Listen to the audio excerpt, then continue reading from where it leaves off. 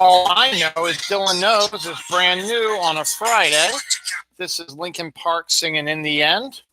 And I figured that would be a good song because I heard it on the radio today and I was like, oh, it's kind of cool. I kind of like this song and it's something I haven't done in a while. So I figured why not do it for my special Friday show. I'm back upstairs. So that means that my family's not here. They are out for the weekend for the most part. They won't be back till Sunday. My wife, son, and daughter are all camping with the Scouts. So that's where we all are with that. So a minute in now, I'm going to get real quick on it because this is an episode that should have aired on last Friday. And it didn't. Not last Friday, last weekend, but it didn't because Saturday was the Ravens game, which they lost, which they shouldn't have lost. And Sunday was, what did we do Sunday? There was some extenuating circumstances. I can't remember what we did Sunday.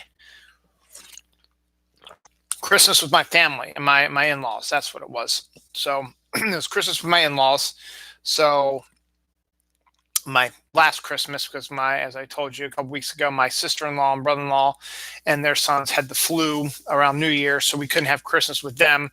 So we had it at their house. So rather, we had it at my in-laws' house, but they came down and we had that. So that's what we did on Sunday. That's right. So that's why.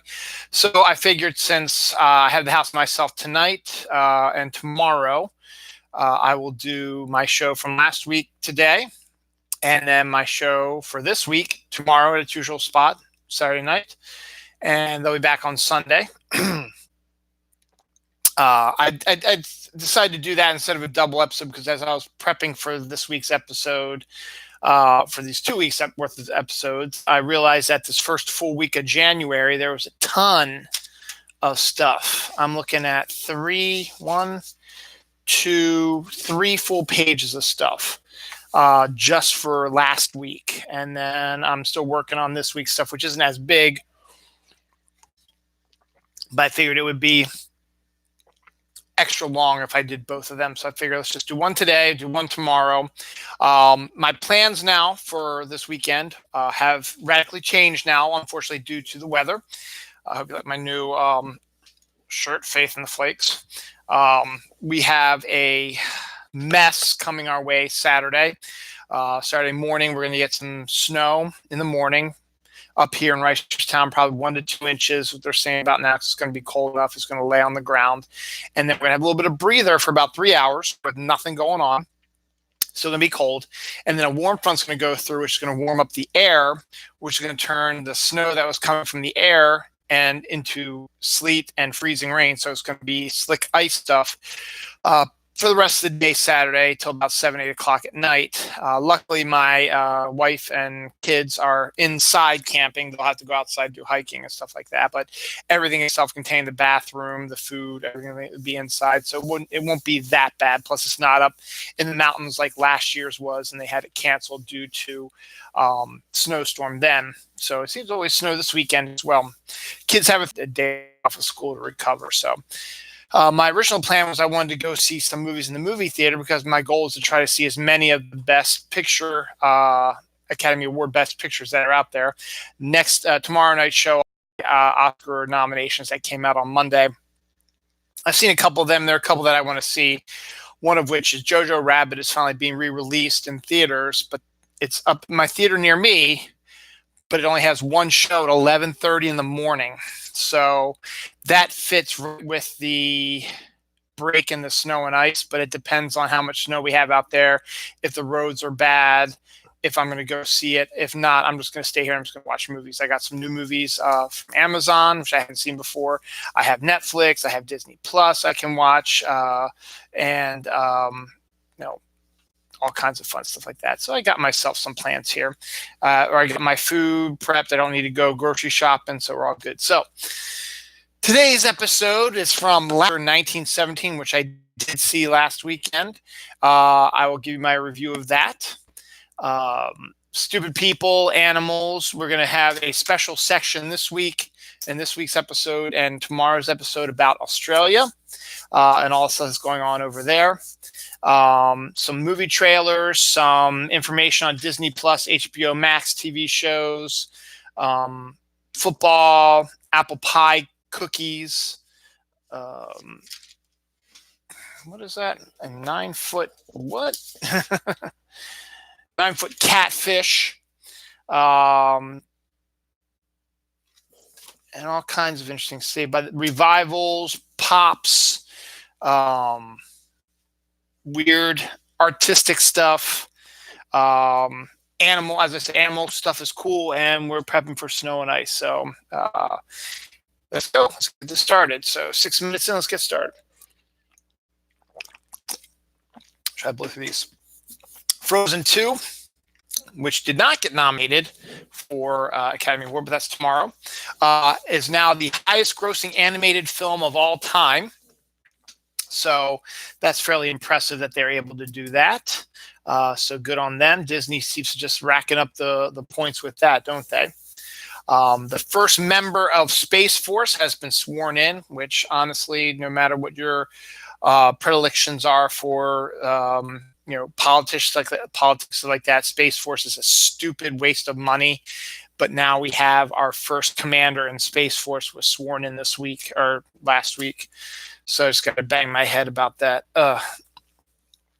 Glow in the dark rope is a new thing out there now, which is interesting. It's good for camping, I suppose, so you don't trip in the middle of the night if you need to get out. But maybe also for the more kinkier side, you can have some glow in the dark rope and stuff like that. But it's just kind of interesting that there is such a thing as glow in the dark rope now. So hey, we live in a crazy time, don't we? Let's see. 14-year-old boy drives into an overpass. Dives. Sometimes it drives. Dives into an overpass to save a cat that was hanging from a bridge. So it's always great to see stories about people trying to save animals and vice versa, animals trying to save people. And it happens all the time, and it's great. And again, it keeps showing that animals are progressing to another level. Speaking of which, a baby zebra was born with polka dots instead of stripes. So it's quite an interesting feat at the zoo to take a look at this polka dotted zebra, not a striped zebra. So that's kind of interesting as well. A Gollum video game, Gollum being Lord of the Rings character, will be coming out later this year.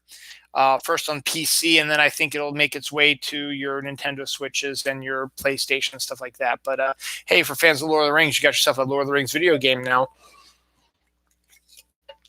Original story takes place before the Lord of the Rings storyline as well. So I think after The Hobbit and before Lord of the Rings storyline. Man catches big spider snatching pet goldfish from the water. So man watched as a spider went into his fish tank, grabbed the goldfish and pulled it out. So again, as I said, animals doing weird, crazy things as well. Pickle bouquets for fans of pickles. You can now get your own pickle bouquet. Made up of all the types of pickles you like, garlic flavored and big ones, dill pickles, whatever. I don't exactly know where you get it, but hey, look up dill pickle bouquet, or not dill pickle, but just pickle bouquet, and get yourself a pickle bouquet. Pickle.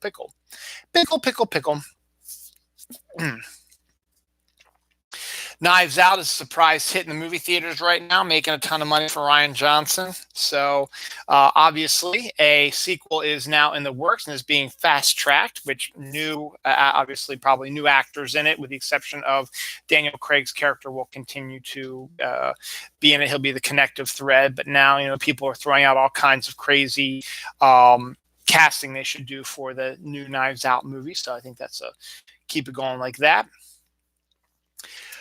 First, we got the trailer. Then they said, we're doing reshoots. Then they said, we're not going to release it at all. Then they said, we're going to release it next year. Then they said, we're not going to release it at all. And then Disney bought Fox, and Disney decided there's something here. Let's not do reshoots. Let's release it in April. And we have a new trailer to prove that we are deadly serious about this. Ladies and gentlemen, after a 2-year hiatus, the New Mutants movie is finally going to be released in theaters without reshoots as it was made. 2 to 3 years just sitting in who knows, a purgatory of some kind, not releasing it for whatever reason, because the original trailer was fantastic. It made the comic book movie genre appear to be slightly different, with the advent of a horror aspect to a comic book movie. Includes mutants, based on the Demon Bear story from the New Mutants with Bill Sienkiewicz and Chris Claremont wrote. So we are been waiting for it and hoping that it was going to happen, and now we are going to be getting it without any reshoots. They released a new trailer. It looks just as good as it did a few years ago. You don't need new reshoots, so you're all good. You get to see some of the powers of the X-Men, or rather the New Mutants, so you know it is sort of a superhero sort of thing, and you get the good horror vibe as well. And I think it's going to be PG-13. So I think that's great. Now, the rumor was that it popped up on the as being a part of the MCU, being the first mutants to be in there, but I think that's been debunked so far. But we'll see about that. But regardless, it's finally coming out, people, and everyone can celebrate. It's sort of like the Don Quixote story that Terry Gilliam was trying to make for years. Finally was released last year. So let's keep our fingers crossed that they decide to, let's not release it after all, or release it through Disney Plus. So who knows? But regardless, it is being released. I'm actually might be interested in seeing it. It is April 3rd. So mark your calendars for that. And I guarantee, it would be so funny. It would be so funny if it made a ton of money on opening weekend. And they're like, what the heck? Why didn't we release this sooner? I think it would be funny. Anyway. Let's see. Super mom duckling photograph with 76 ducklings, 76 children. I don't know if they're all theirs or hers, but you know how the ducks go in their row? Well, just think you have the mom and then 76 babies right after it. That's a ton of babies there. Lost tabby cat was found at a nearby store helping herself to catnip. My kitty, you can't really see her right now, but she's in her bed right over there. You can see a little bit. It's right about, where is it? Right about there is where my kitty is right now. My kitty had her first taste of catnip this past weekend, and she kind of liked it. So catnip is one of those cat drugs that gets the cat sort of high a little bit, I guess. More along the lines of they like to roll around in it, they sniff it, they sneeze in it, they roll around in it, they claw at it, they lick it sometimes, but it doesn't do any damage to them. So there's that. Little Caesars, which is our usual Friday pizza thing. I didn't have Little Caesars today since my kids and my wife weren't there. I did get the app finally, which I highly recommend if you have a Little Caesars in your area and you like Little Caesars pizza, which is actually really good. Skip the line, even though most of the time it's hot and ready stuff. Get the app, order it, pick it up on your own time. They'll have it in their little heating chamber. Just type in the code. The chamber will open. Boom, you pull your pizzas out. You don't have to wait in line. Boom, you're out of there. And they have special offers. They have free crazy bread. They'll have a free, or not free, but a cheap thin crust pizza you can add to your order if you like as well. So yeah, it's a good deal. So Little Caesars is good. Now they're getting better because they are now finally entering the world of pizza delivery. So I don't know if all shops are, or how that's going to work now, but you're going to now be able to get your Little Caesars pizza delivered to you directly to your house. So no details really about how it's going to happen, but it's going to happen. It's already been decided. Krispy Kreme has released mini donuts, which are 100 calories each. So you get your mini versions of your Krispy Kreme favorites, and they're only 100 calories, which I find really odd. Maybe they just reducing the size reduces the calorie count, I guess, I suppose. But hey, there you go. If you like Krispy Kreme, yeah, you'll like that idea right there. Uh, Indoor rainbow made of thread flows through Toledo Art Museum. Not through the whole art museum, but from one section, it created a rainbow with different colored threads. It was actually kind of a really interesting artistic piece. Um, Okay. Yeah. Okay. I got that now. So it was kind of interesting. Some space news. Scientists have discovered that they believe that there are presently active volcanoes on the planet Venus. Now, you don't want to go to Venus. Venus is the closest planet to Earth. It is closer to Earth than Mars is. It is about the same size as the Earth. That's why it's usually called Earth's twin, and could very well be a look into the future of the Earth, because a massive cloud cover has trapped the entire planet, so that the heat on the surface, being the second planet in the solar system, and so thus being closer to the sun, the heat on the surface cannot get out because of the clouds and are being bounced back down. They're saying that it is basically like hell, and it's probably hotter than Mercury possibly could be, which is the closest planet to the sun.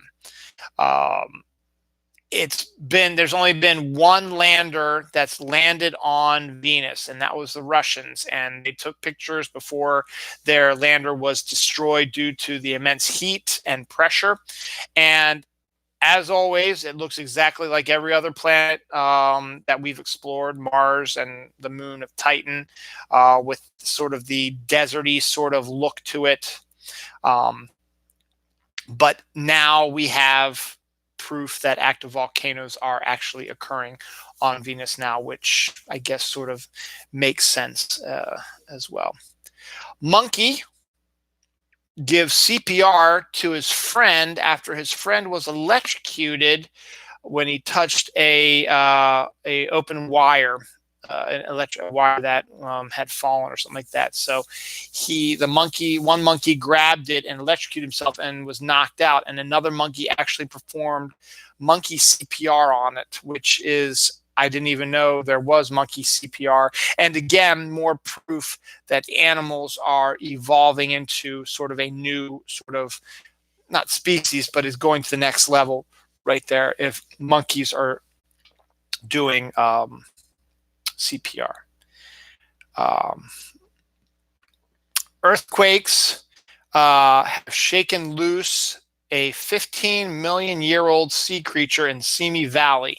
So earthquakes out there in Simi Valley have unearthed a 15-million-year-old sea creature that was unable to be seen until jarred loose by the earthquakes that Simi Valley has been getting recently. So always interesting to find new dinosaurs or new fossilized creatures in places you don't quite expect them to be. And that's kind of neat. Raina Telgemeier, the writer artist of Ghost, Sisters, Smile, Guts, Drama, which are all fantastic coming of age stories, very well written, very well drawn, has been named the comics industry person of the decade. And I think the reason mainly why is because her, much like how Iron Man in 2007, which wasn't in this past decade, brought about this new era of comic book movies, Raina Telgemeier gave comic books sort of a legitimacy with her graphic novels that were telling, one and done stories, some autobiographical, some from her creative mind, and all good. My favorites right now in order go Ghosts, Smile, let me see, I guess Drama, Sisters, and Guts. I think that's how mine go. Ghost is still my all-time favorite, and I think everyone should read it. It was, I think, a way to get comics out to more people, and it became part of those book clubs that you see at your kids' elementary schools, where you bring home, we even had them when we were younger. So the Scholastic book things. Now they are actually, Raina Telgemeier's books have shown up on there as being part of, legitimate like stories, which I've been screaming about for years, is that comics are a legitimate literature format. But I digress. But the fact that she's able to sort of open the door for a lot of stuff, I think is the reason why she won this award for Comics Industry Person of the Decade, because all of her stuff has come out in this decade, I believe. With Guts coming out last year. Speed Racer, the famous anime cartoon from Japan, is now going to be released in pop format, which also include the Mach 7, his car. So you'll get one of the pop models and stuff like that. So you'll probably get pop characters from all the characters like that, and probably including the monkey and stuff like that. So that'll be good to see some of that as well. The new word now is revival. There's a Saved by the Bell revival in the works with Paul Gosselaar coming back as Zach Morris, the character he portrayed in that show back in the 1880s, because that's what it felt like, 1980s. So that should be interesting to see what they're going to do with that. I talked about this a couple weeks ago, the Clone Wars animated series, which is the best Star Wars out there right at this moment, will be releasing its new season on Disney Plus February 17th. So again, it's probably going to be done in the same way that every other show on Disney Plus is. They're not going to release every episode at once. They're going to release it on a weekly basis. So giddy up, get yourself caught up. They have all the Clone Wars shows on Disney Plus right now, along with Rebels and Resistance, I guess, was the other one that they did as well. They're all on Disney Plus right now, so you can get caught up before February 17th if you want to try. This should be the last season of Clone Wars, and so everyone's excited about that. Speaking of the releasing of a 15 million year old sea creature, corn on the cob dinosaur holders are now available now. It's a dinosaur head and tail, and you put it in your corn and you eat your corn cob that way. I don't use those because I'm that way. No, I just don't like corn holders. I just eat with my bare hands and just so pretty cool. The first of many stories we're going to about HBO Max and Disney Plus. Blue Beetle will be getting an HBO Max TV series. HBO Max is really taking it seriously. Their DC connection, with a number of DC series being put to in pre-production. I guess they want to compete with Marvel and Disney in that way, since Disney's going to be releasing their Marvel series soon. So I guess they just copied what Disney did with the Marvel movies and are now creating DC ones for their HBO Max. Will that be enough to entice me to get it? Not so much. So we'll see. A Wisconsin driver shoots a 12-year-old boy and a 13-year-old girl for throwing snowballs at her car. Yeah, responsible gun owner there. And you wonder why people are afraid for their lives. Starbucks has a way of creating all kinds of new drinks all the time. Well, they got another new one now. You can get a Chewbacca Frappuccino at Starbucks in response to the Star Wars movies, new Star Wars movie. It's out this week or this month. They've been out for about a month, I should say. So go ahead and ask for your Chewbacca Frappuccino at your local Starbucks. I don't exactly know what's in it, but I'm sure it's in there somewhere. Neighbor calls police after a parrot's scream of "Let me out!" led to a misunderstanding, believing that there was a woman in distress. So a neighbor was just outside working in their lawn when he heard what sounded to him like a woman's voice screaming, "Let me out, let me out, let me out, let me out." So the guy, fearing for the woman's life and not wanting to engage with the possibility that there might be somebody in there that could hurt them, called the police to handle it, and they discovered that it actually was a parrot in a cage saying, "Let me out." So once again, animals showing some interesting signs there. Woman who thought she had Crohn's disease actually had condiment packets in her intestines. Now, I don't know how the hell does that happen. Did you eat them? And is that, they go, because they wouldn't probably get dissolved in your stomach. So it would probably end up going into your intestines, I guess, and would not be able to really come out, which would cause the obstruction, which would make you believe that you have Crohn's disease. I guess that makes sense. But how on earth do you forget that you ate, or how did you even eat condiment packets?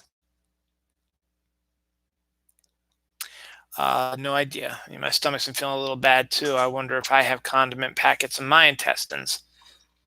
Excuse me. I don't think I do, though. This is kind of an interesting story. So a pregnant San Diego woman was looking at the ultrasound that she had taken of her new baby daughter that's in her tummy, in her stomach right now. Pretty formed, pretty good ultrasound. When she saw one picture that made her go, "What the hell?" And then she looked at it closer, and it was kind of a nice feeling. She had just lost her father recently. And this one picture, and actually, if you look at it, it actually looks really like that could be what it is. The woman claims that in the picture of the ultrasound, with how it is, the baby's head is here and the body's this way, the head is right here, that if you look at the space above the baby, it looks like a man's face kissing the baby. And the woman believes that it is her dead father's spirit kissing his granddaughter. And I think that's a sweet story if that is indeed what it is. It's actually, looking at the picture, it's a believable description. The picture really looks like a chin, mouth, nose. I don't think you have any eyes, but it has a distinct look about it, which is what made her believe that it was her father and not just some random globules of the insides of her body. But still, it's kind of a neat thing with the grandfather who is never going to know his grandchild in the body, kissing the babies, saying, "Grandpa's here watching over you." I think that's a sweet little nice story. So we're about a half hour into today's episode. It's time for some big stuff. First up, spoiler alert, I'm going to talk about 1917, the war movie directed by Sam Mendes, World War I movie directed by Sam Mendes. You might have seen the trailers for it. The basic premise behind it is it's World War I, 1917 World War I, and two soldiers are tasked with a emergency order that they have to leave their foxhole that they're in now, cross no man's land, cross the German front line, and make it their way through a German-held town to get to the other ally forces that's about, I think they said, 8 or 9 miles away, which in World War I was quite a distance because you couldn't cover it with cars were still in their infancy. I mean, they were still around. They were because there's a truck in this movie, but they were still not, regularly considered. And plus, you're in the middle of a war zone, so you have to cross the fields and there's rivers and this town. And you got to make your way around, bunkers and stuff like that. And the reason why that these two have to do that is because this force is getting ready to attack the Germans' new front line. but it's a trap set up by the Germans that made the Allies believe that they had the Germans on the run, when in reality it's a setup where the Germans have all new artillery and weaponry, and as soon as the Allies attack, they're going to unload their new artillery on them and wipe out, I think it was 22,000 men or something like that, and includes one of the characters' brothers. So the two of them are tasked with doing that. So the film pretty much unwinds in real time, and with some editing magic, makes it look like it is one take, with the exception of there's some time jumps in it here and there. But it is a phenomenal film. I will admit I got emotional at the end. It is well directed. It is a harrowing, action-packed story that I would recommend you check out in the movie theater. It's a suspenseful thriller, not knowing what's going to happen around the next corner as they go through no man's land, as they go through the abandoned German foxholes. You don't know what's there. And then when you go through the town that's occupied by the Germans at night, with bonfires going on and snipers everywhere, it is an intensely nail-biting, action-packed film. Actually, I might not do any spoilers, because it's just a film you just need to see for yourself. It's a brisk hour and 50 minutes, which, in today's terms is, wow, that's short. Because the movies that I got today, 4 of them, 3 of them are close to 3 hours long. And the 4th one is a typical, a little bit over 2 hours sort of film. So I highly recommend going out to see this film. It is a amazing feat of filmmaking. As I said, edited to make it look like it is one continuous shot. Lots of attention to detail, lots of suspense. You're not knowing what's going to happen, and just check out the trailer, and just what you see there, that feeling you get, expand that through the whole movie. It is intense, and the fact that the 2 main characters are not big stars is a bonus for me, because I think if it was like a Leonardo DiCaprio or a Tom Holland or something like that, you'd be like, oh, well, yeah, it's Spider-Man and Leo, going through France. But these guys look like they are real soldiers who were picked for this specific order, because of the one guy's brother. And it's just so intense, and I want to see it again in the movie theaters. And I highly recommend you see it also, because it was nominated for an Oscar for Best Picture, and honestly, it will probably win Best Picture, as it won Best Picture in the Gold Globes, we're going to talk about in a second. The music is by Thomas Newman, is intense. The direction by Sam Mendes is phenomenal, with the cinematography being by Roger Deakins, is phenomenal. From the grainy sort of World War I-esque look, it makes you feel like you're actually in World War I. It doesn't look like, some sort of backlot. It looks like this is what World War I was really like. And if you don't really know a lot about World War I, because, World War I is one of those wars that we know it happened, but it's very rarely touched upon in history class. It's more of a, because of this, World War II happened, and then World War II is the big one. But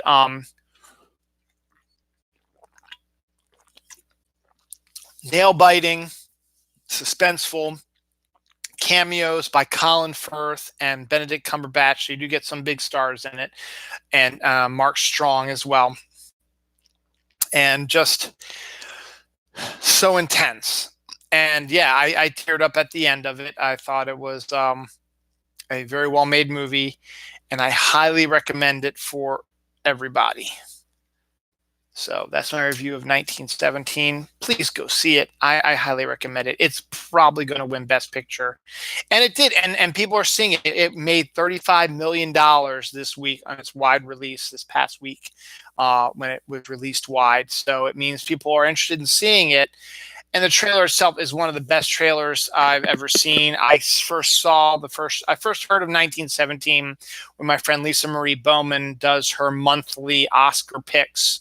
She has 2 early Oscar noms. So she takes a look at the slate of movies coming out in the next year and predicts every month what she thinks is going to be Best Picture, Best Actor, Best Actress, Best Supporting Actor, Best Supporting Actress, Best Director, Best Screenplays, and stuff like that. And it's a great looking at stuff. And I'd seen 1917 a bunch of times in her posts, and I was like, I don't know what that's even about. And then I went to see, I think it was yesterday, back in July, when they released the first trailer for 1917, which I hadn't even heard of before, and I was hooked on that one immediately. So then I went to YouTube and on Facebook, and I've been watching it constantly. It's on my playlist for 2020 because I've been adding trailers since last year. I started adding the Once Upon a Time in America and Dolomite Is My Name and Joker trailers to my playlist because they're just so good and so well done. So highly recommend definitely checking out 1917 in movie theaters. Just trust me on this. All right. Now we'll get to the Golden Globes, as I had already discussed that. Golden Globes are an interesting award ceremony. They divide the Best Picture into drama and then comedy musical. And then they also do the same thing with the acting, with the exception of the supporting actors. They don't, that just is supporting actors all across the board. And then they do the same thing. They also do television. So they do television, they do drama, comedy, TV series, and then break it down into drama, actor and actress, comedy, drama, actor and actress, so on and so forth. So this is your list of winners for the Golden Globes. Golden Globes were out. Remember, this is from this show should have been last weekend. This is last weekend's Oscar winners, which are not Oscar winners, Golden Globe winners, which are a good gauge of what could possibly win the Oscars coming up soon. February 9th, I believe, is the Oscars. And the nominations came out this week, so I will be doing the Oscar nominations on tomorrow's episode. And I will do an Oscar show probably February 8th or early February 9th. I haven't decided yet. So this weekend after Super Bowl, even though the Ravens aren't going into it, but that's besides the point. So without further ado, here are your Golden Globe winners for the year 2020. For Best Picture of 2019, you have 1917, which I just talked about. I Spent a Time in Hollywood, another great film from Quentin Tarantino with Brad Pitt and Leonardo DiCaprio and Margot Robbie. Fantastic film. Al Pacino's in it as well. Great film. Enjoyed that one immensely as well. So there's 2 I've seen. Best Actress Drama, Renee Zellweger for Judy. It's the Judy Garland biopic. I've been kind of interested to see what that's about, but it hasn't piqued my interest enough to get, I need to go see this in the movie theater, so we'll see what happens. Best Actor Drama, Joaquin Phoenix for Joker. Again, saw Joker. He's probably going to win the Oscar because he was nominated for the Oscar as well. He probably will win that and probably win all the awards, and he deserves it. Best Actress in a Comedy Musical is I call her Awkwafina. I think it's Awkwafina for The Farewell. She is the Asian actress who just started a new show on Comedy Central, but she actually has a Golden Globe for Best Actress in a Comedy Musical. Best Actor in a Comedy Musical is Taron Egerton for Rocket Man, the Elton John biopic, which I kind of want to see. And I'll be talking about Oscar snubs as well. That's an Oscar snub. Both Awkwafina and Taron Egerton both were not nominated for their roles in these films. Best Supporting Actress, as I said, is for both comedy and drama. So it's just one Best Supporting Actress, one Best Supporting Actor. So it can be from either comedy or drama. In this case, it's from drama. Was Laura Dern for A Marriage Story. And the Best Supporting Actor was Brad Pitt for Once Upon a Time in Hollywood, rather, and I think he's also probably a lock to win the Oscar. But again, we won't get my Oscar picks till actual Oscar time, which is about 3 to 4 weeks, about a month actually, I guess. Best Director, Sam Mendes for 1917. Woohoo! Best Screenplay, Quentin Tarantino for Once Upon a Time in Hollywood. Woohoo! Best Animated Feature, The Missing Link, which is, I guess, sort of about Bigfoot. Never saw it, had no real desire to see it. Am happy to announce that Klaus, which I absolutely adored, was nominated for an Oscar, and I hope it wins. I would vote for that one. Best Foreign Language Film was Parasite from Bong Joon-ho. He was nominated for Best Picture for the Academy Awards. Again, I'll deal with all that later, but he won for Best Foreign Language Film. Best Original Score was Hildar Gudnadottir, who's female, for the Joker, the score for Joker. And Best Song, I'm Gonna Love Me Again, written by Elton John and Bernie Taupin for Rocket Man. That's the movies. On the TV side, best TV series, I guess to me it's drama, is Succession. Never heard of it. Don't know what it's about, so couldn't tell you. Best comedy TV series, Fleabag. Again, never heard of it. Couldn't tell you about it. Best limited series TV movie, Chernobyl. That was pretty much a given because it was well received. Best actor in a limited series TV movie, Michelle Williams for Fosse Verdon, which I kind of wanted to see with her and Sam Rockwell on FX. Best actor in a limited series / TV movie was Russell Crowe for the loudest voice, which I've never seen either. I didn't know anything about it. Best actress in TV show drama, Olivia Colman for The Crown, which I know a little bit about. Best actor in TV series drama, Brian Cox for Succession. Don't know Succession, but I know Brian Cox. Best actress in TV series comedy is Phoebe Waller-Bridge for Fleabag. Again, don't know Fleabag. Best actor in TV series comedy, Rami Youssef for Rami, which I don't know that show either. Best supporting actress in anything, can be limited series, comedy, or drama. We have Patricia Arquette for The Act. I know Patricia Arquette, but don't know The Act. Finally, best supporting actor in anything, Stellan Skarsgård for Chernobyl. Also on the Golden Globes, the Cecil B. DeMille Award went to Tom Hanks, and the Carol Burnett Award went to Ellen DeGeneres. So I'll throw this to the cat because I'll make it run away. But that's it for your Golden Globes. Tomorrow we'll have your Oscar nominations, and my picks will come out either February 8th or 9th. I haven't decided when. Did pretty good last year, so I recommend if you have a pool or something, listen to my show. It'll let you know. All right, so I got page 1 done. I figure may as well just keep going with the themes. It's like, oh, where'd it go? Holy God. All right, let's keep moving. All right, the themes. So I did relentless heat, which has created brush fires, which has pretty much decimated the entire continent and caused massive damage and massive animal deaths. Coming up today, I have about 13 stories based on what's going on in Australia. And tomorrow, as of now, I have 7 stories. I think I'm going to have 1 or 2 more pop up for that. So a lot of these are really good stories about what's going on in Australia. First up, Celeste Barber. I don't know who that is, but she raised more than $17 million for Australia, so that's good. Leonardo DiCaprio, Australian businessman, gives $70 million to Australia, so that's good to help fight the fires. Pink donates $500,000 to Australian firefighters. Any little bit is going to help. I get that next story is tomorrow. Yeah, okay.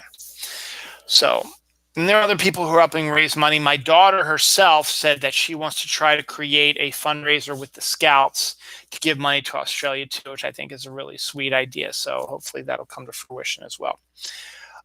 Golden Retriever comes home with a baby koala he saved. So the koalas' habitats have been extraordinarily burned out. So they've been burned, and you've been hearing stories over the past few weeks of them finding humans and getting water and being helped and escaping from a woman. Took her shirt off and wrapped a koala in her shirt. Unfortunately, that koala died. But the fact that animals and people are working together to try to save these animals is beyond amazing. And maybe there's hope and faith for the world as it is. 180 Australians. This is a bad. Australians have been arrested for lighting the fires in Australia. So not only is it the heat causing these issues, but there are assholes who think it'd be kind of funny to set fires themselves. Same thing with what was going on in the Amazons. People were setting fire to bits and pieces of the Amazon as well, for whatever reason. So 180 Australians have been arrested for lighting bushfires, which I think is unconscionable. A border collie saves a flock of sheep from a wall of fire. He's able to get them out of the path of a giant wall of fire, and saves them. Teens are praised for driving around and picking up koalas and filling their cars with koalas to get them away from the flames. So they're driving around in the areas, where the woods used to be while the fires are raging. And if they see some koalas, they open the door and try to get them into their car and then drive them to safety, which I think, again, is absolutely amazing.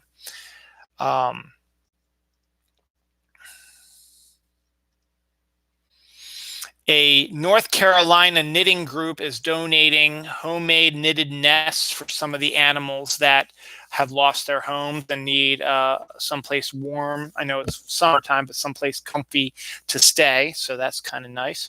An all-female emergency fire crew has been working 24/7 in Australia to protect the bush and the land and helping people. And then some bad news, and then some ray of hope. The world itself may have to declare koalas as an endangered species now that so many of them have been killed.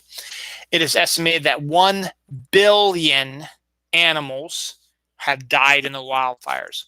1 billion animals have died in these wildfires, which is why the koalas may be going on the endangered species list, as are a bunch of other Australian animals will have to be going on that list soon too. It is insane. But on the bright side, and you see this all the time as well, after a massive fire, which burns down lots of trees and bushes and stuff like that, the earth itself starts to repair itself. As you notice, after Mount St. Helens erupted, shortly thereafter, a few months later, after everything had settled down, whatever, you were starting to see saplings and plants growing from the wreckage coming back stronger because of the nutrients in the lava and because of, the warning system saying, oh God, this possible could happen again. So let's strengthen ourselves and make it bigger. Well, there are signs that the bush is starting to come back to life as well, with many plants and flowers have started to sprout again in the aftermaths of some of the wildfires. So that's it for this last week's stuff. Sneak preview of tomorrow's is finally relief has finally hit, and children are also doing amazing things to give money to Australia. An owl mistakes a duck egg for its own, and after it hatches, decides to raise the duckling on its own as an owl. Homeless people in Austin, Texas are being paid $15 an hour to clean up the city. I think that's a really good idea. Universal to remake Jaws, and is Spielberg going to produce? I think that's a extraordinarily bad idea. You can maybe do a continuation of a Jaws, because who doesn't love a giant shark movie? Just take a look at Meg. That did fairly well, didn't it?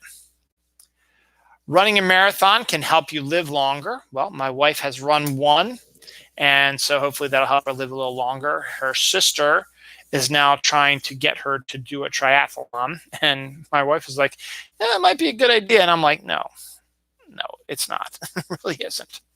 But it's her decision, so we'll see what happens.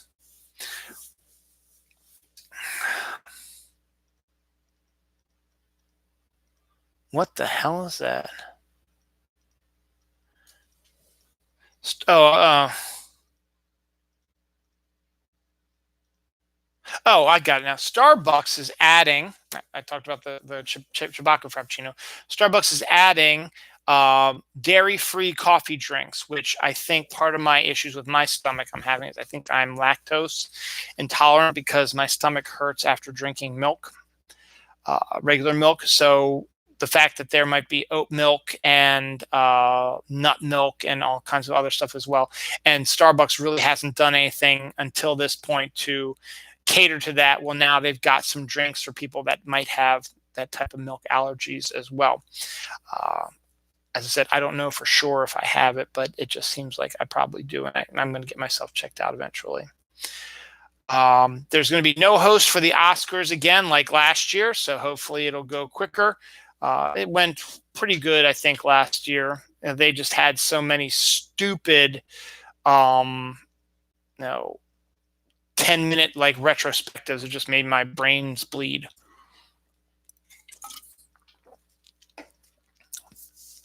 Kit Kat is on a roll. They are releasing 2 new Kit Kats. I think one is, I'll tell you about one today, and then there'll be another one tomorrow, I think. Yes. The one for today is Kit Kat is going to be releasing a lemon crisp flavor. Lemon seems to be the new popular trend right now for spring. So that'll be an interesting thing to see what that tastes like. I just discovered this at my local grocery store. They have Fruit Loop Pop-Tarts. So I bought a box. I'll let you know how they are, but it's the fruit flavoring inside, so it tastes like Fruit Loops, and the frosted outside of the Pop-Tarts has like Fruit Loop designs on it. So I'll let you know about those when the time comes. The Ravens defensive coordinator is nicknamed Wink Martindale. And before last week's disaster of a playoff game against the Tennessee Titans, Ravens defensive coordinator Wink Martindale reached out to game show host Wink Martindale and offered him tickets to the game. I don't think he showed up, but still it's kind of funny that such a thing happened.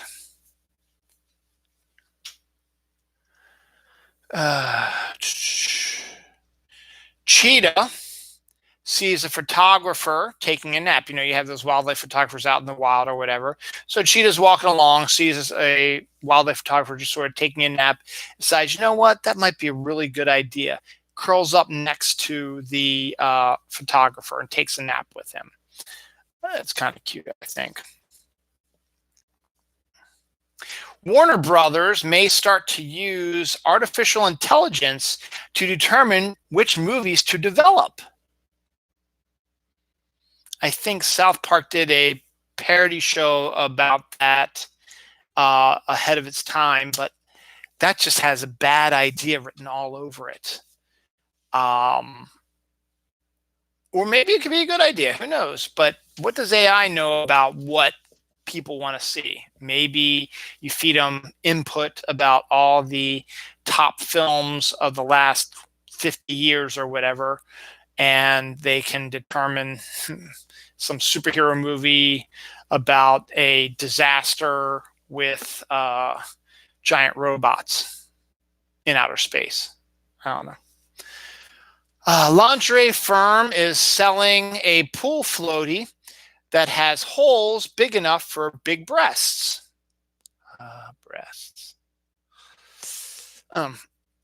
So that big-breasted women can lay on their stomachs on pool floats and get their back, tanned and not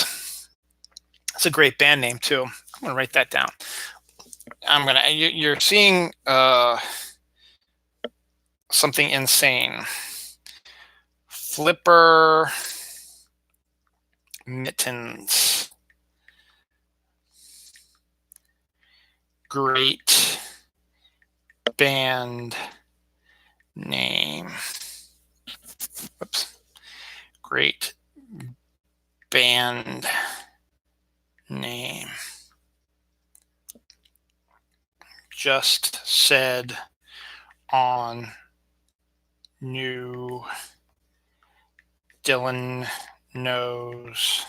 Whoops. Forgot the hashtag new. Hashtag Dylan knows filming live now on YouTube. See if I get a jump in people coming to see my page. So, voila. Oh, an hour in. Okay, fantastic. Hi, Jinxie. Some sad news. Buck Henry died. Buck Henry was the writer of The Graduate and also hosted Saturday Night Live a number of times. And you may remember him from such sketches as Samurai Delicatessen and the Cheeseburger one as well. Is that a spirit? I don't know. Hey. What are you doing? Stop. Ugh, stop eating the plastic. Jinx likes to eat plastic. So, Buck Henry's done a bunch of... Stop it.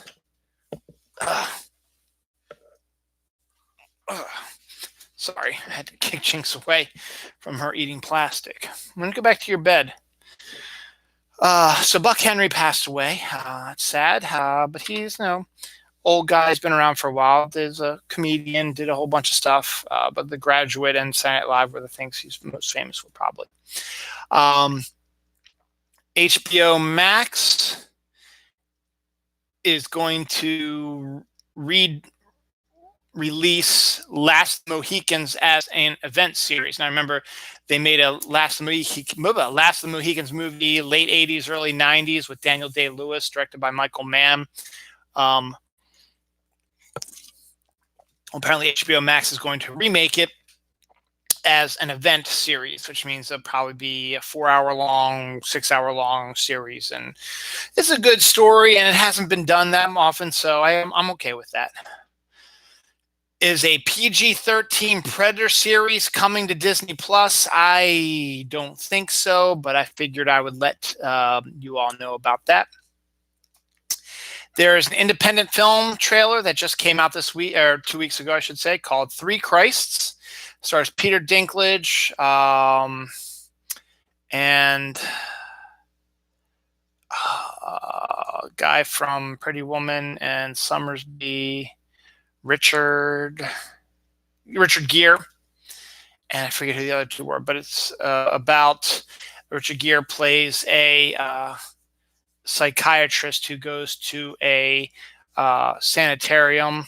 I think it looks like the 1950s or 60s, and discovers that there are 3 people there who claim to be Jesus Christ. So he decides to put them all together in a room to see how they react. Peter Dinklage is one of the actors in that one. I forget who the other ones are. They're all famous, though. So, and Stephen Root's in there as well. So independent film.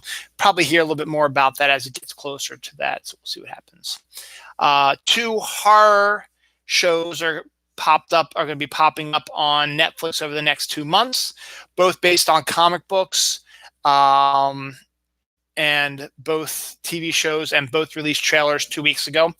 First was October Faction, which is due out on January 23rd, based on a comic book. It's basically kind of about an X-Files sort of group that goes and tries to figure out what's going on with supernatural activity, and not really defeat it, but to understand it. So that was kind of good. It's based on a comic book that IDW put out. And actually, Lock and Key, which comes out February 7th, is also a IDW comic as well. So both trailers came out. They're both horror things. Lock and Key is sort of if you've liked The House on Haunted Hill, you're probably going to like this. It's about a mysterious house that has all these doors and these keys that open up other dimensions and stuff like that. It was a hugely popular comic. I think the comic was written by Joe Hill, which was Stephen King's son. So I think that it's got a good pedigree when it comes to that.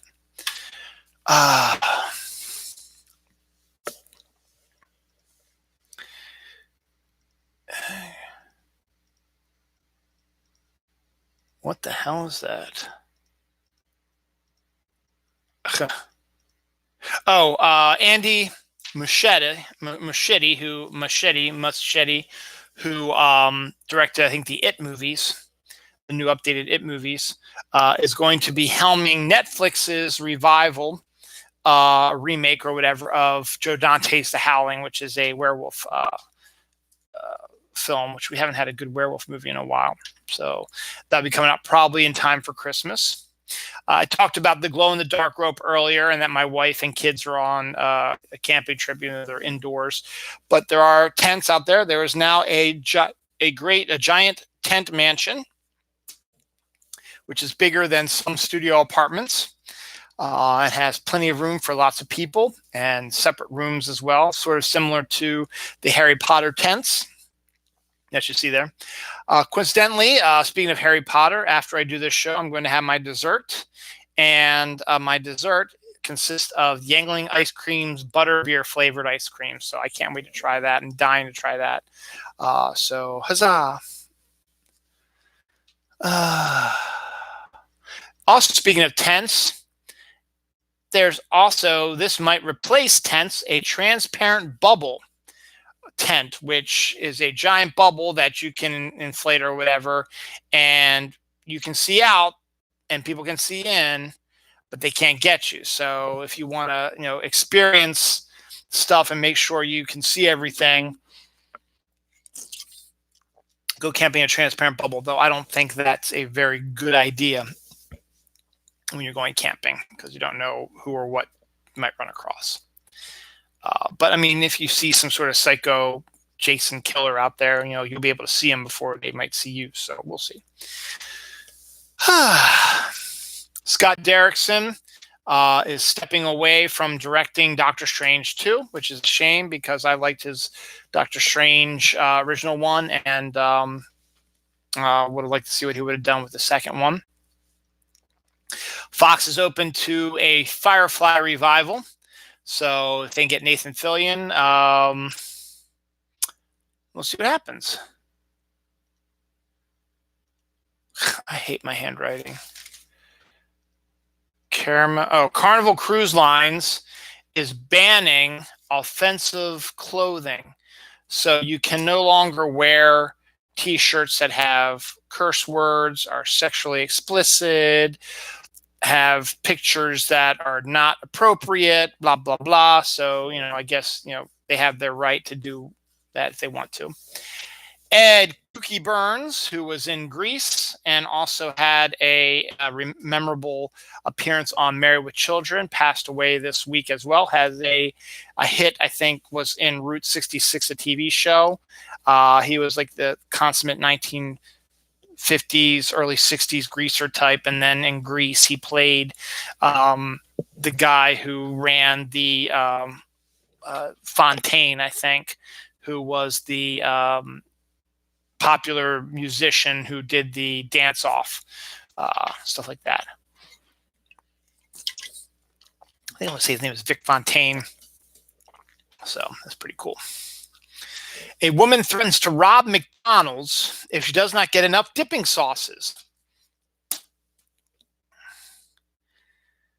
Give me all the dipping sauces. No, we can only give you so many. Well, then I'm going to rob you. Okay.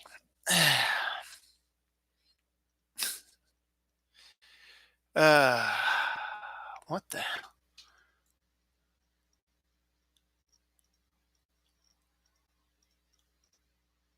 What the hell did I write there? I don't know. Speaking of this, Birds of Prey got their second trailer, but you can call it the Harley Quinn movie. While Margot Robbie is hot and her version of Harley Quinn is what everybody likes, Birds of Prey is not really supposed to be about Harley Quinn. It's supposed to be about the Birds of Prey, which includes Black Canary and Huntress, stuff like that. And I honestly didn't really see too much of them in the trailer, and I saw a little too much of Harley Quinn. But you get Ewan McGregor playing the bad guy, but that's one of those films I have no desire to see. Probably will not even see it when it gets released on Blu-ray or DVD. But hey, it's going to do very well, and I will not be surprised. Giant Chinese paddlefish has been declared extinct after surviving for 150 million years. It's always a shame when animals go extinct, but I've never really heard of them before. Um, so um, it's still terrible though. Mountain Dew cheesecake is a thing. If you like cheesecake, you can now have a Mountain Dew cheesecake. Don't know what it would taste like, but Mountain Dew is involved in the making of it, so it's probably going to be pretty good, I guess. A fisherman reels in a 9-foot catfish. Is a record-breaking catfish. 9 feet is taller than me by 3 feet. So basically, it'd be like putting me and my kid on top of each other, and we might be slightly taller than that fish. And my kid's pretty tall. Both my kids are both tall. So that's insane. 9-foot catfish. I'm sure you've all heard about this. It made its first appearance 2 weeks ago, but this week it blew up and is now sold out from the store. But Gwyneth Paltrow has created a candle that smells like her vagina.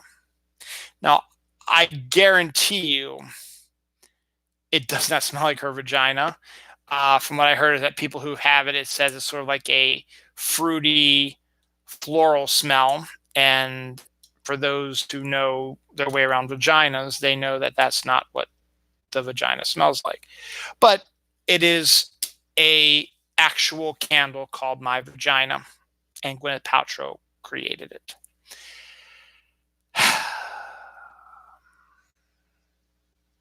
Yep. Okay, I got it now. Ohio is considering allowing suffering fans of their football teams, the Bengals and the Browns, allowing them to use medical marijuana to treat their depression. I think that's hilarious. You're depressed about your team sucking. Like, I would have all the medical marijuana now after my Ravens lost the game that they should have won against the Titans and should be playing on Sunday in the championship game and should be going to the Super Bowl this year because they are the best team in the NFL. I wish I could take some medical marijuana to ease my suffering with that, but I can't. But I find that story absolutely hilarious, and I find it really, really funny. I talked about this a couple weeks ago. There's going to be a witch festival, 2 days, sometime in, I think, March or February. Found the location is now appropriately enough in New Orleans. It would be either there or Salem, Massachusetts would be the two best places for it. But New Orleans is where this witch convention is going to be. So if you're a witch or interested in witch stuff, go down to New Orleans for 2 days. Dominoes. Pokemon Sword and Shield, the Nintendo Switch next-gen Pokemon game, has been hugely popular. Well, they've been released that there are now going to be new expansion packs coming for the Nintendo Switch that are going to include some new islands with new Pokemon, and some of the Pokemon that did not make it into the game will be showing up on there as well. So that's good for fans of Pokemon Sword and Shield. We still have not opened our copies from November yet, so we'll get to it. It's just been a crazy, crazy time. Talked about Leonardo DiCaprio a couple times today. Talked about him, in Once Upon a Time in America, and comparing him to if he was in 1917, that it would sort of take me out of the film, and then how he's helping Australia. And I'll also throw this in there as well. 2 of the movies that I got from Amazon this week are The Wolf of Wall Street and The Aviator, which I have never seen either of those.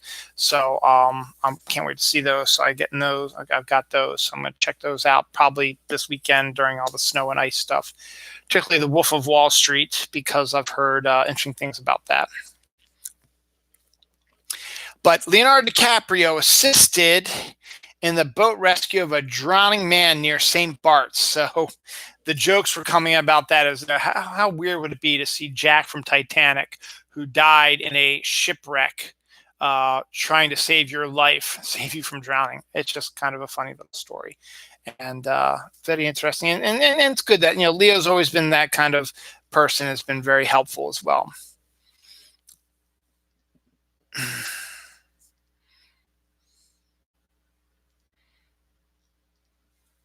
Okay. Um, this was a big deal on my show last summer. It seemed like every week I did a story about this. And then thankfully, I thought we were done with it as the story started dissipating and not showing up as much anymore. But we finally got a new one. So let's start off 2020 with stories that we thought we got rid of in 2019.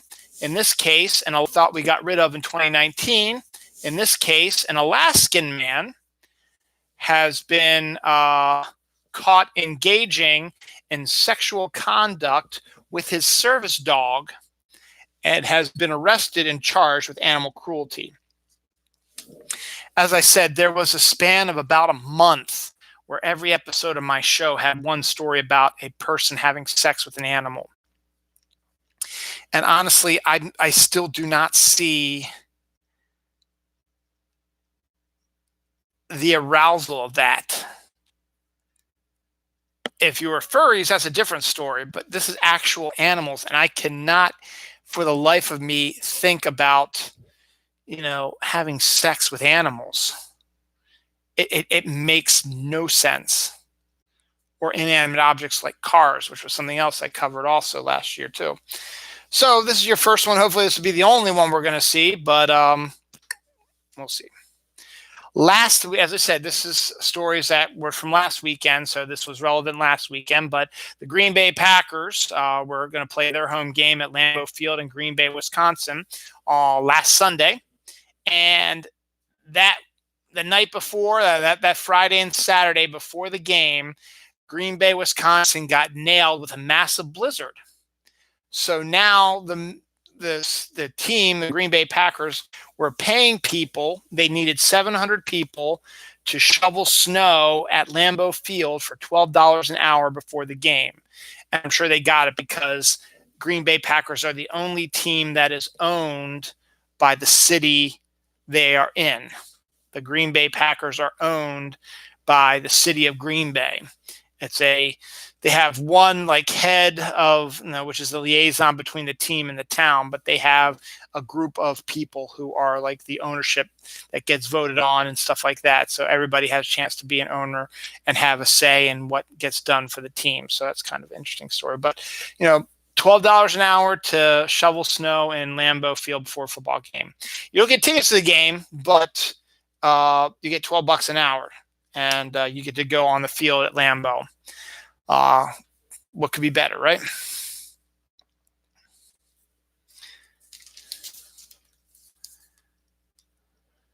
$250 Amish men lifted a barn with their bare hands and carried it a little ways down to its new location. So basically 250 Amish people literally picked up a house, or a barn in this case, a giant building. 250 of them picked it up and moved it by hand. That is freaking insane. So we're done with Christmas. We're done with New Year's. We're done with Halloween. We're done with Thanksgiving until later this year.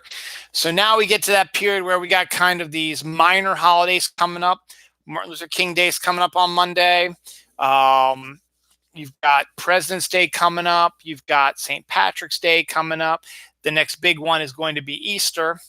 You also have Valentine's Day. Now, Valentine's Day will be February 14th.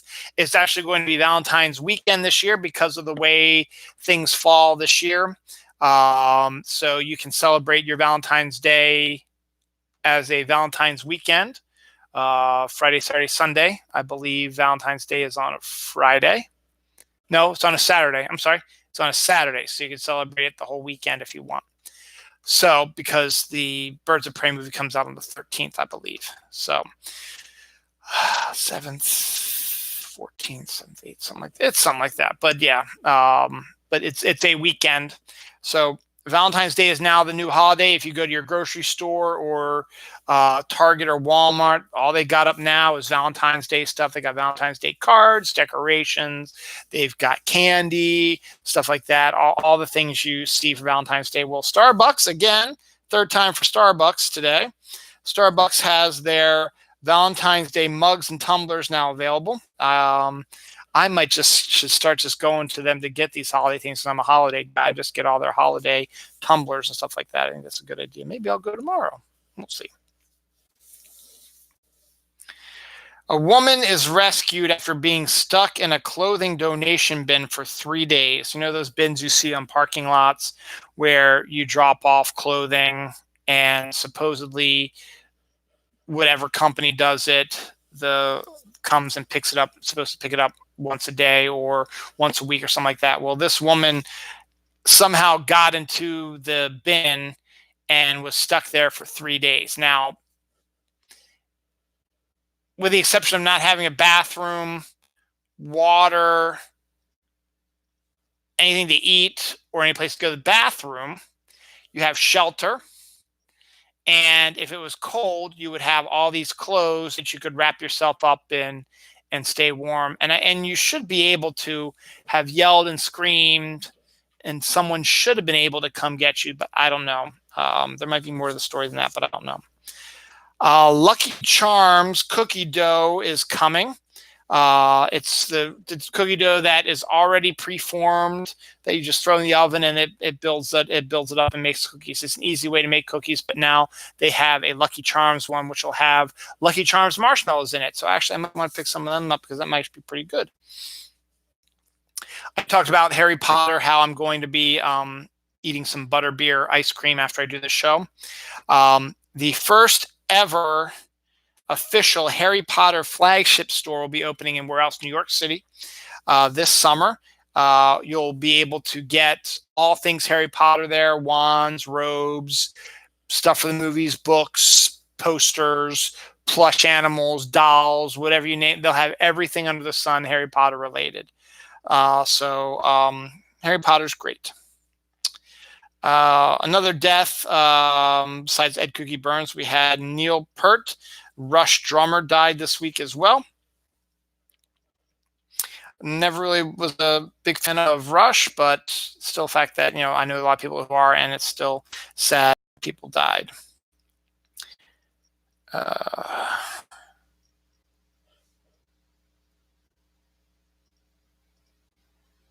Apple, I don't know what that is, but apple pie cookies are a thing. I actually showed my wife this. Like, this might actually be pretty good.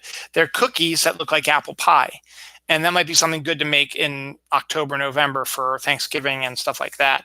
But they look pretty interesting. Oh, Fargo season 4 trailer. I actually didn't watch that yet, so I'm just gonna. I'll announce it. So that's pretty cool. Fargo is coming back. They released their season 4 trailer. I haven't watched it yet. I liked the first season. I'd heard the second season is pretty good. I don't know much about the third season, but I mean, you had Kirsten Dunst in the second season. I mean, you had Billy Bob Thornton and Martin Freeman in the first season. You have Kirsten Dunst in the second season. You had Ewan McGregor in the third season. Now you have Chris Rock in this one. So should be interesting. I'll go back and check out Fargo season 4 trailer for that. I'm sorry, I was trying to get caught up on my trailers, and I must have missed that one, but I'll let you guys know. That's a good thing to do.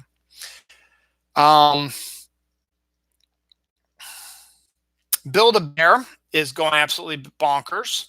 This is actually really, really smart.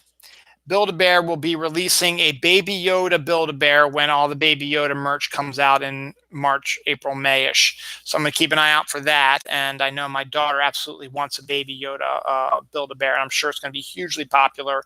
And it's going to be probably their top seller at Build-A-Bear. And it'll probably be lines and stuff when they're announced. So we'll see. That should be kind of interesting to see that. But also, Build-A-Bear is continuing their partnership about Pokemon. They released an Eevee plush last year. Now they're going to be doing Jolteon and Vaporeon Build-A-Bears later this year, which, if you're a Pokemon person, know that those are the evolutions that could be for Eevee. So they're very cute, and I think there's going to be I think I discussed there's a Flareon one already coming out also.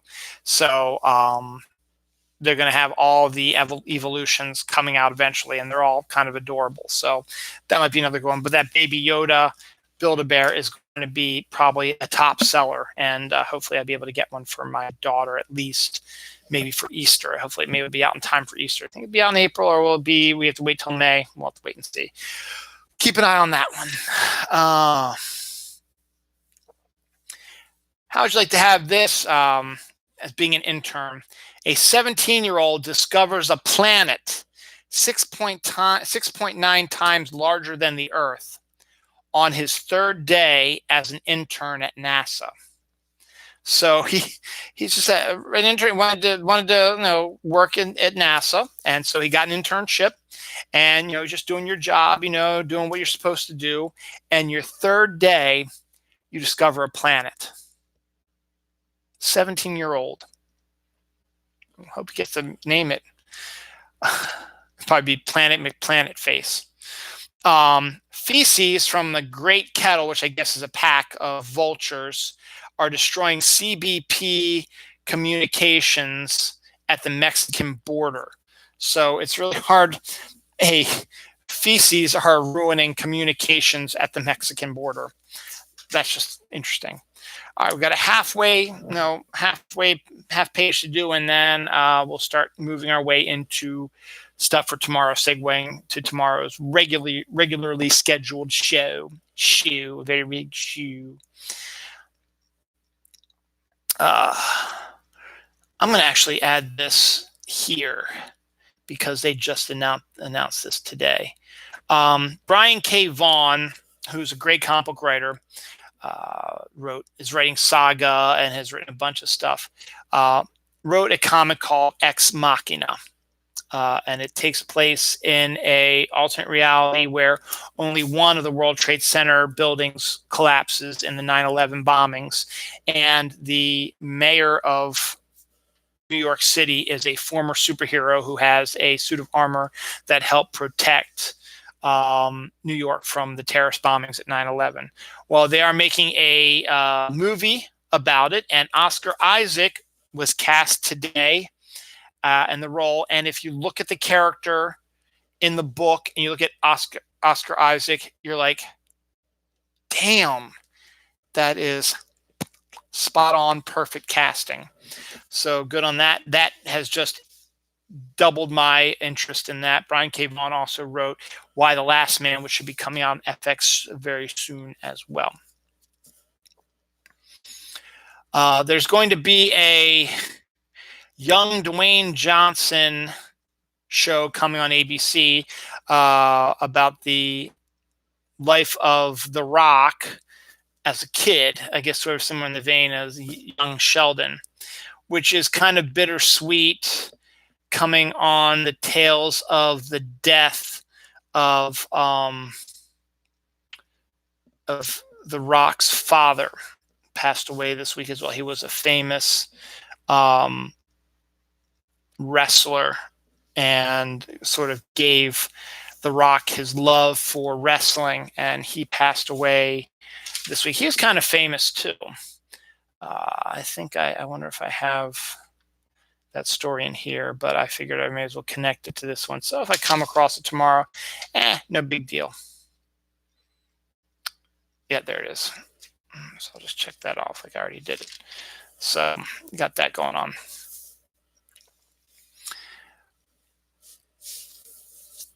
Police bust a Las Vegas man's illegal backyard gas station. So basically, this dude had a tank of gas that he was selling to people to come around the back of his house, and he was selling it at his house. So I'm just wondering, how did he get that gas? Did he, once the tank was empty, did he pay to go to the gas station, fill up this tank, and then put it up by his house, and then dispense it himself and got money for that way? I don't know how it worked out, but yeah, there's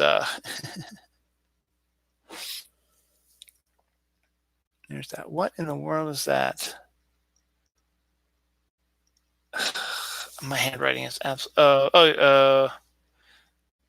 Oh yeah, the Nanny musical is in the works. So musicals about TV shows and movies are huge now. So now there is a Nanny musical based on the TV show that was hugely popular excuse me, back in the 90s, I believe. We'll be doing one of those. Science. Time machine prototypes show how lasers can help you travel through time, or that lasers can help you time travel, that can make time travel possible. So they're thinking now that the best way to time travel will be by using lasers. I don't know quite how that works, but it's there. God damn, this handwriting is terrible. Nightmare Before Christmas celebration will be in San Antonio later this year. Always a great time whenever anything to do with Nightmare Before Christmas.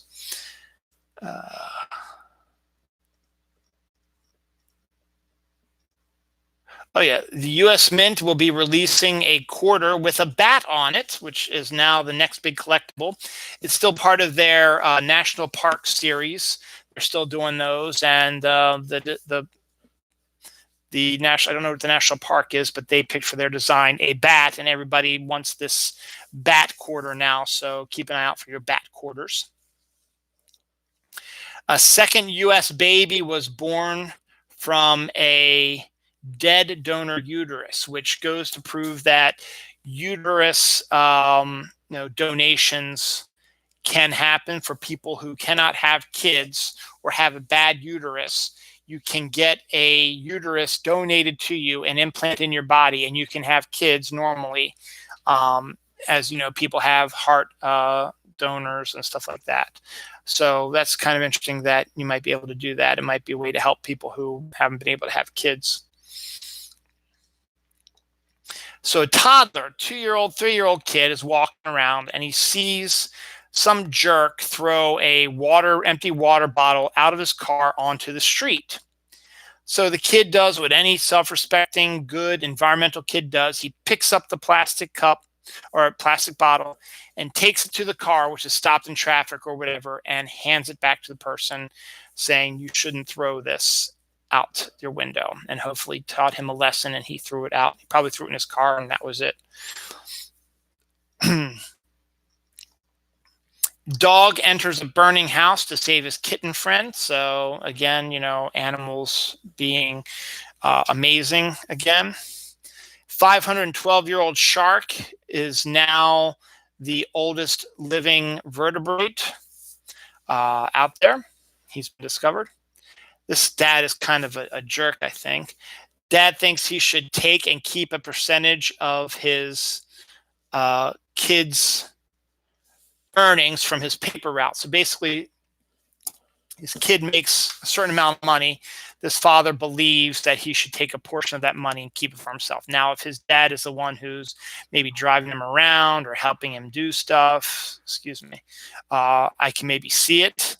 But most times parents want their kids to have a job so they can learn the value of money and not so they can have more money that way. So it's kind of a jerky move. And the last story for this week, meaning entire species. So yes, he had sex over 800 times, had over 800 kids, and helped save his species. He is now retired, and kudos to you for recreating your species. So I figured that'd be a good way to end tonight's episode of special episode Dylan Knows Friday Night Lights. Come back here, meet me tomorrow. I'll be in this exact same spot. I got the beautiful view back here. Maybe see some snow back there. We'll see. Probably not, because those windows are all dark. But I like this view, and we'll keep that up that way. And we got some interesting stuff coming up. We'll find out, did Drake curse the Ravens? Let's see, what else do I have here? Burt Ward was told to shrink his penis. More Australia stuff. Will Wheaton is reconnecting with Star Trek. My Oscar, the Oscar nominations have been announced. The Morbius trailer. Valentine's Day trees. The Griswolds are getting a stage musical. Coca-Cola Tic Tacs. We find out who's going to be singing the new James Bond theme. And some more death happened as well. So the trailers, some other stupid people. some bad movies, and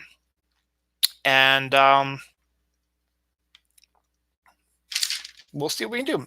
A Irish Island is looking for a couple to run their coffee house, and you can rent an island for $500 a night. So all that be tomorrow on a brand new episode of Dylan Knows. Thanks for coming to this episode of Friday Night Lights. I really need to go to the bathroom now. Not that you need to know that, but I am out of here. And we'll see you the same time, roughly, tomorrow in the same location. Different shirt, though. Bye now.